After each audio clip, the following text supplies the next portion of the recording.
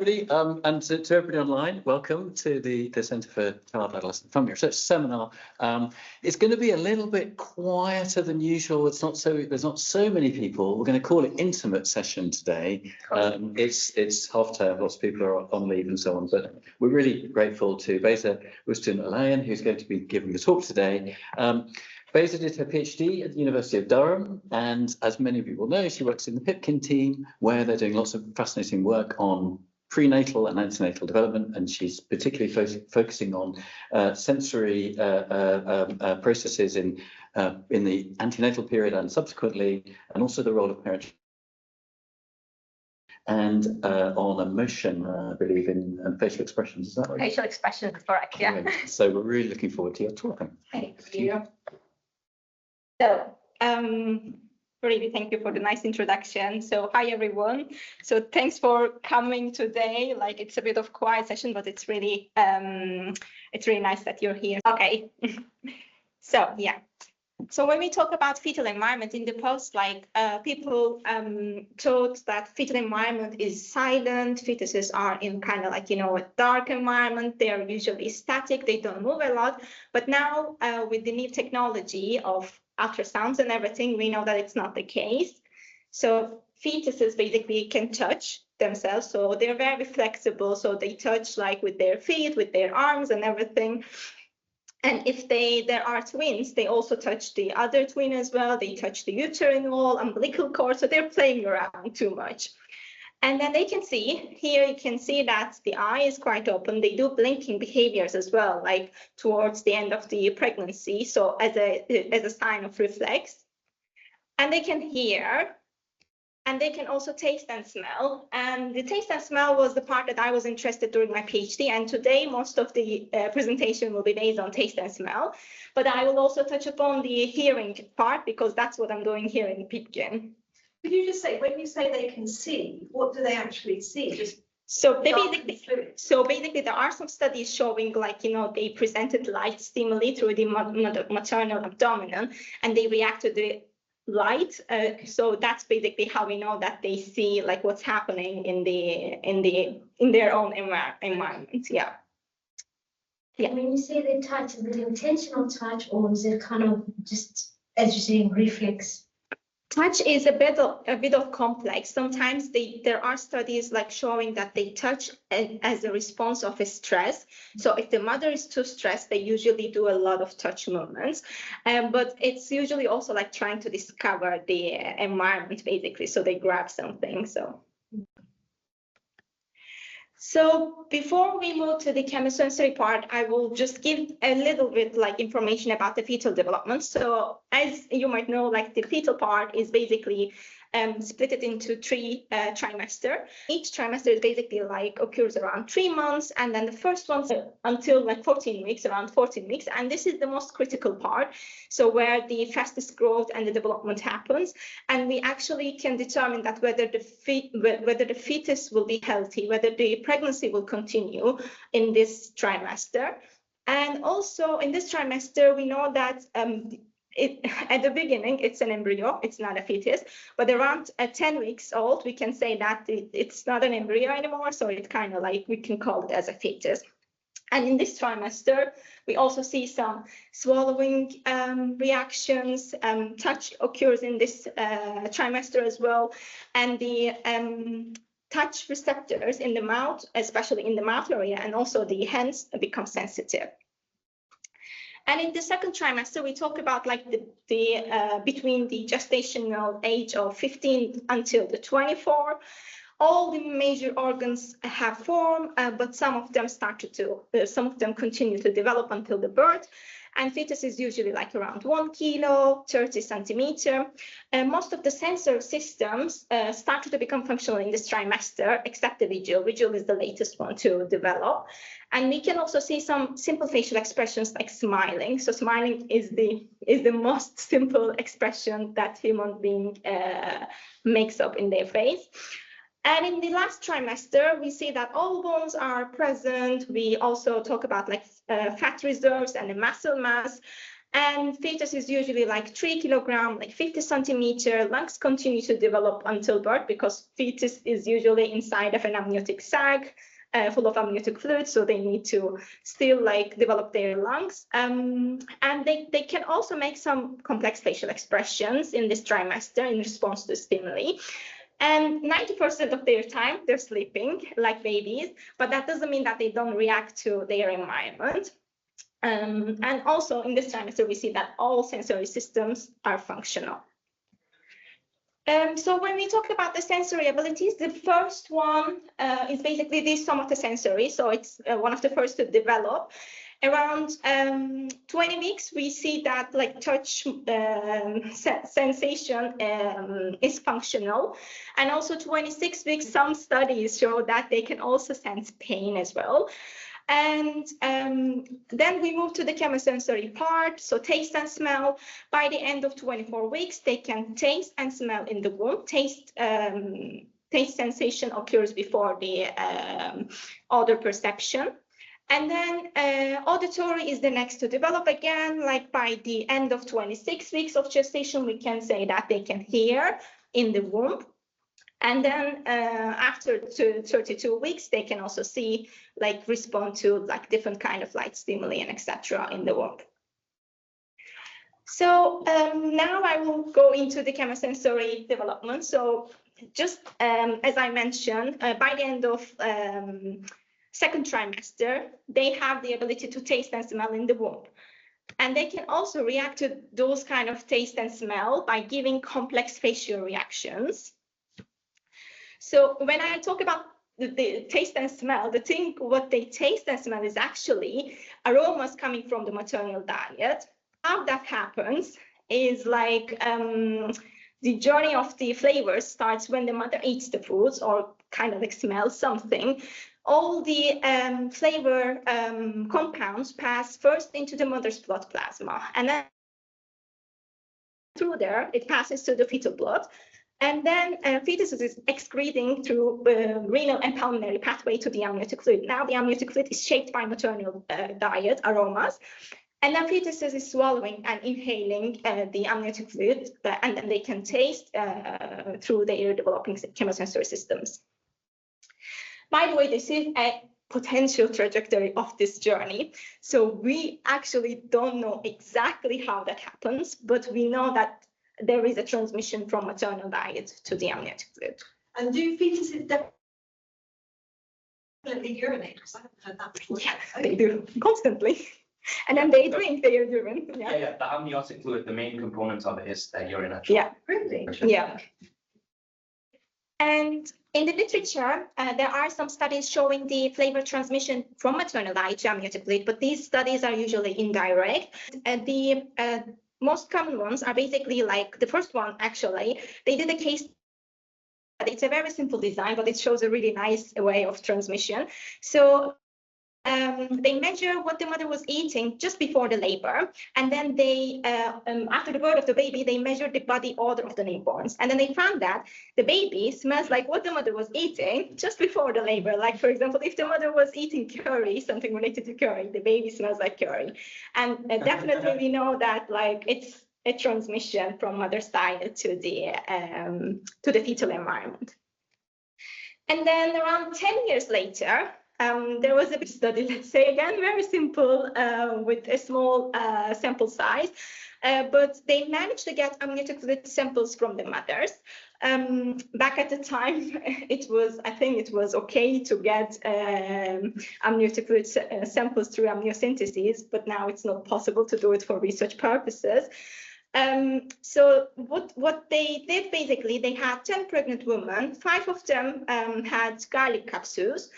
Just before taking the samples, amniotic fluid samples, and then 5 of them got the placebo capsules. And then they had adult sensory panel. They presented those samples to the adult sensory panel to see whether the sample smells like garlic or not. And then they found that 4 out of 5 women who consumed garlic, their samples smells like garlic, and that also shows the transmission. And this happened basically. If I'm not wrong, like they had the capsule and then 45 minutes after they got the samples. So it was a 45 minutes window. And there are also some postnatal studies showing the flavor transmission and the chemosensory continuity from pre to postnatal life. And what I mean by the postnatal studies is basically like they alter the maternal diet in the last trimester of pregnancy, and then they measure the newborns or infant reactions after the birth of the baby. So this study was one of the first doing postnatal studies. So they had two groups of mothers. One group consumed anise-flavored foods, and the other did not consume anything. And it happened like in the last 15 days, just before the labor. And then right after the birth, like 8 hours old or 4 days old, they basically measured the facial reactions of newborns. They presented anise smell and control smell. And then here you can see the A and B are the ones consumed anise-flavored foods during the pregnancy, so they were exposed to anise, and then they don't react like very negatively because it's a familiar odor for them.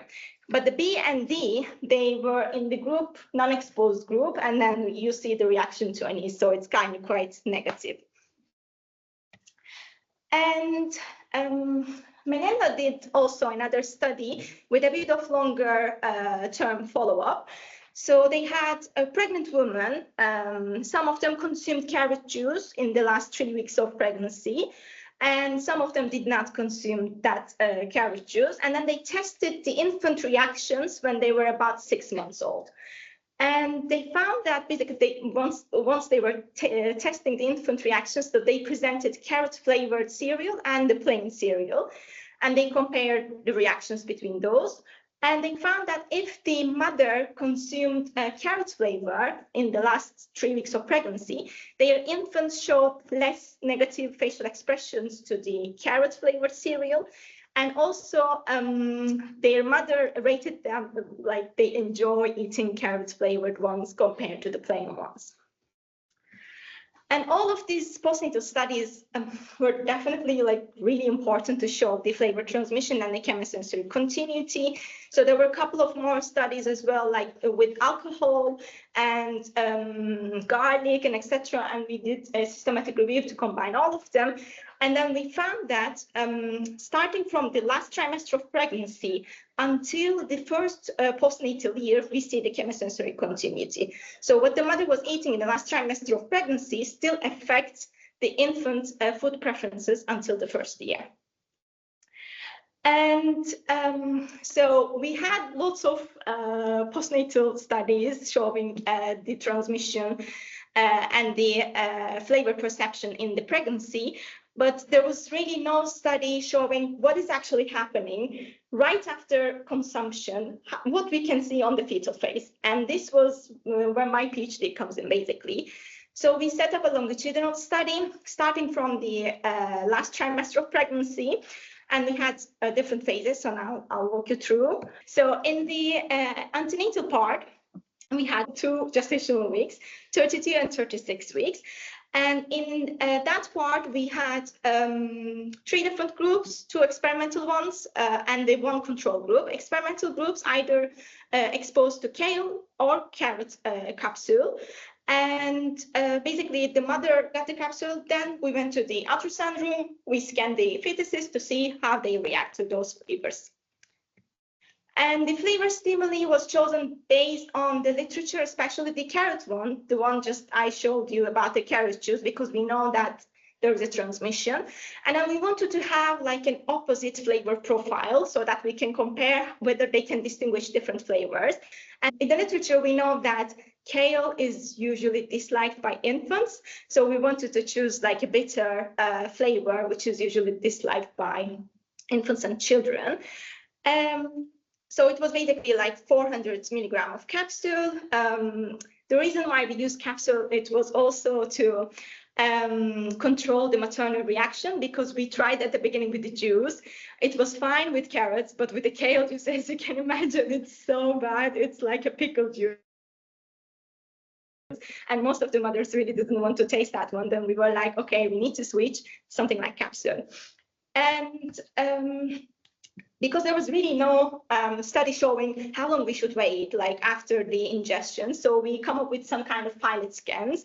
So we altered the waiting time and the scan duration. And then we ended up having like at the first moment after the ingestion, we started to see it after 25 minutes. And then we still get some reactions until 40 minutes, but after 45 minutes, we really didn't get any reactions. So that's why the whole window was like 45 minutes. But the mother, we started to scan the babies after like 25 minutes of ingestion. So all mothers and their fetuses were healthy. They didn't have any diabetes, hyperemesis. They were not smoking. And no mental health conditions or medical conditions. So all of them were healthy. And for the procedure, so we asked mothers to stop eating any flavored foods just before the ultrasounds, because it might affect like the reactions of the fetuses. So they did not eat flavored foods 1 hour before the ultrasounds. Then this is basically the clinic. So we worked with a private clinic in the northeast of England. So mothers came to the room, then we give them the capsule here. They were waiting until the ultrasound scan. And during waiting, we asked them to fill out some questionnaires like stress, anxiety, and their vegetable food frequency. And then we moved to the ultrasound room. So this is the ultrasound room. So we have usually sonographers doing the ultrasound. And the mothers also can see like how their babies react in the screen as well. Sometimes their partner also join to the session. Then once we got the scans, I was taking the scans to the lab to have the offline coding. So we coded the 4D ultrasound scans frame by frame. So we usually have like 2D and 4D side by side, because we use also 2D ultrasound scans as a reference. So for example, in this picture, you see like here on the 4D, the fetal mouth is closed. Here also we can see that it's closed. But here on the 4D, although the fetal mouth is open, it's not very obvious. So then we look at the 2D and then you see the mouth cavity is visible here, tongue is visible. So then we can make sure that there is a movement. And because of the fetal position or you know, all the fetal environment, sometimes you don't get a nice image, of course. So here, for example, there are something going on in front of the fetal face. There is a blurry. Sometimes they put the arms in front of the face. So there are lots of things happening. That's why we always have a quality check for the images. So we have stop and start code based on the quality check. And all of the scan durations that we coded was between acceptable and very good. So we had a coding scheme to code different kind of facial expressions. So the part that I was interested in the orofacial expressions, my PhD supervisor developed a coding scheme which can be basically used for the fetal face. And then we follow this one. And we have two gestalts, which is basically like resemble like an expression in an infant face. So for example, laughter face gestalt resemble like a smiling, laughing, and the cry face gestalt is like a grimacing reactions, crying reactions, and etc. So we have 17 different movements, which basically based on the muscle movement of the face. So it was also based on the facial action coding scheme, which was developed back at the time by Ekman. So that's what we followed. And as you can see, like some of the movements are assigned to the laughter face, some of them are assigned to the cry face, but some are assigned to both of the gestalts. So for example, 25, lips parting, we can see it in both gestalts. And in that case, the final interpretation of the face based on the other side of the face, So for example, if it occurs with the lip pulling, we call it as a laughter. But if it occurs with an upper lip raiser, we call it as a cry face. So that was basically the coding scheme we developed. So here are some examples of a gestalt. So here we see a brow lowerer.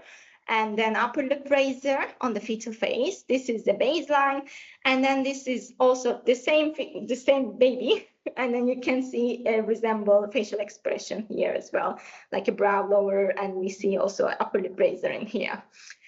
And here is again the fetus is showing a tongue. Here we see also resemble face in here as well, and this is the laughter face. And the thing what we found in this part of the research is basically once we look at the reactions, if fetuses taste kale, which is a bitter taste, they give more of like cry face reactions. But if they taste carrot, which is non-bitter, they give more of a like laughter face reactions compared to each other and also compared to the control group.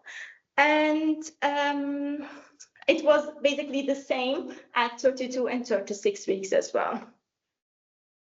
It was expected because biologically we like to eat sweet foods like non-bitter foods, but we kind of avoid bitter foods because it might be poison, like, you know, all kind of toxic stuff.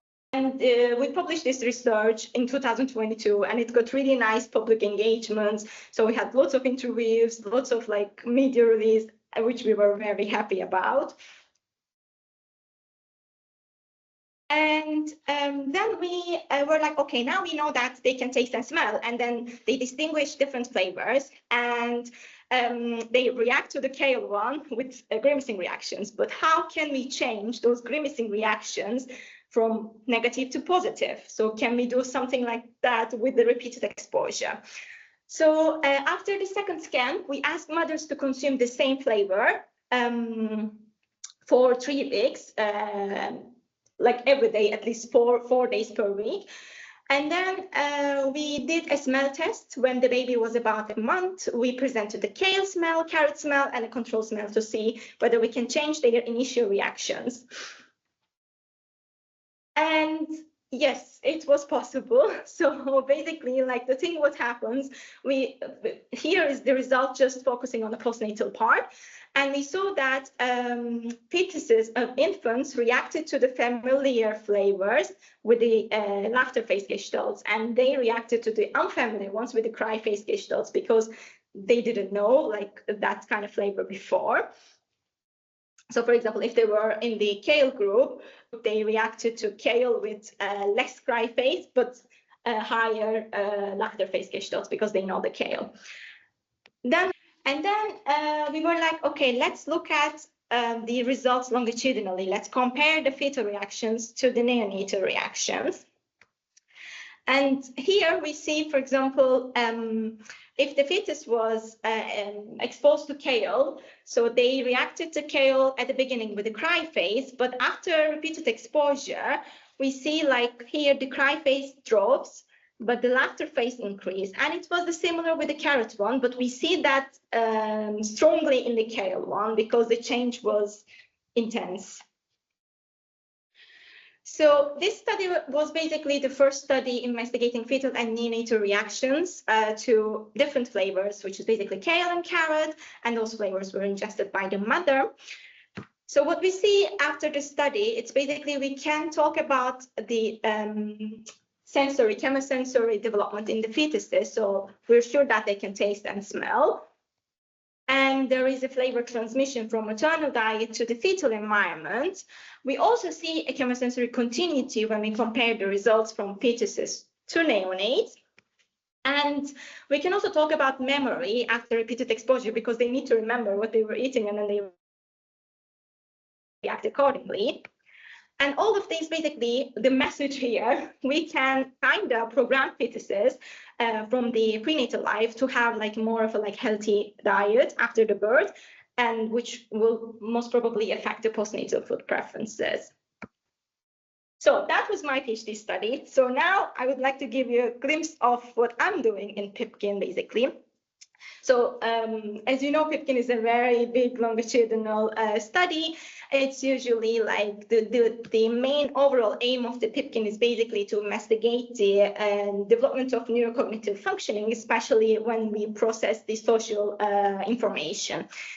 And as you can imagine, the part that I'm interested in is mostly the ultrasound part, like the antenatal part. So for the antenatal part, so we basically try to investigate fetal reactions and the habituation in response to different auditory stimuli. So here is like AI generated scenario image. So we have basically like a mother is lying down on the bed, and we have a speaker around like 60 centimeters away from the mother's abdomen, and we give like different kind of auditory stimuli. But before we start, we get fetal biometrics to make sure that fetus is healthy, and we record some baseline spontaneous movements without any stimuli. Then we start the auditory habituation paradigm. We have social and non-social auditory stimuli. The social one is like a communicative sounds like ma, mo, and the non-social is basically like a pink noise. It's a background noise. And we record their reactions via ultrasound scanning. And then I do offline coding of the fetal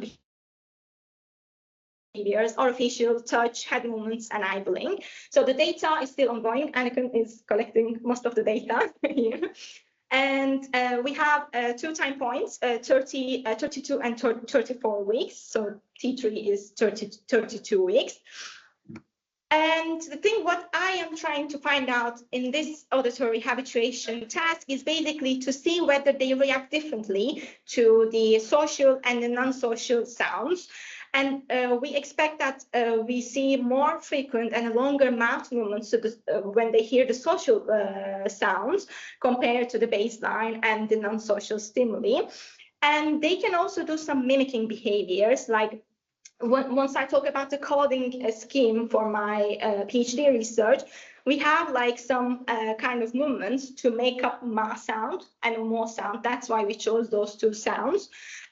So for example, here you can see this part, the fetus is kind of closing the mouth, but here it's like opening the mouth in a way that they do ma sound. So you can imagine kind of mimicking ma sound. And also we wanted to see habituation because we repeatedly present this auditory stimuli to the fetuses, and we expect that the arousal will decrease, so the habituation rate will increase, and it will basically like more in the 34 weeks because of a maturation, because they're older now.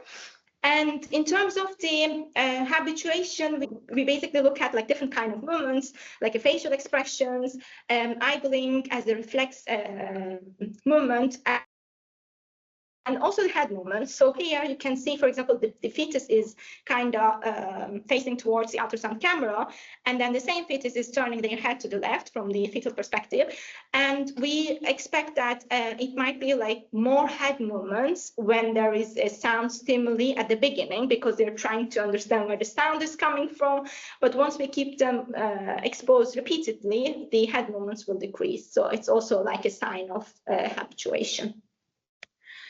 And also, we want to have a connection, basically, pre to postnatal, longitudinally. The thing what we are trying to do in here is like to see whether the fetal auditory sensory processing, basically the habituation, will have an effect on the infant behavioral and the sensory profile. So we have different kind of measures. So we basically would like to measure the habituation rate and the spontaneous rhythmic movements. We use ultrasound scans, and also in the postnatal part, we have NBAS, which is like including some kind of habituation tasks as well. And we have also NIRS data, like habituation and auditory detection at 1 month. And we also have some data at 3 months. We collected some Lina data. It's basically like audio recording and a baby eye. Shani is doing all the home recordings here. So we also want to see like whether there will be continuity from fetal to neonatal, like in terms of all those habituation rates and the sensory profile. And also when we look at the Lina, we can look at whether there will be higher vocalization for the fetuses if the for the infants, if their habituation rate is higher in the fetal part, because it shows us a sign for the brain development, which will help also for the language development as well. So to conclude, so we can say that the womb, basically uterine environment is the first place where fetuses started to have different kind of sensory experiences. They can sense and distinguish different stimuli, flavor, sound, etc. And it happens through their developing sensory systems. They can also start learning and becoming, accustomed with that kind of stimuli after repeated exposure. And it's kind of showing a memory from the fetal part as well. And basically, we can talk about the fetal life as kind of like a place to practice and prepare for fetuses for the life outside of the womb. So that was all. And yeah, if you have any questions, thank you.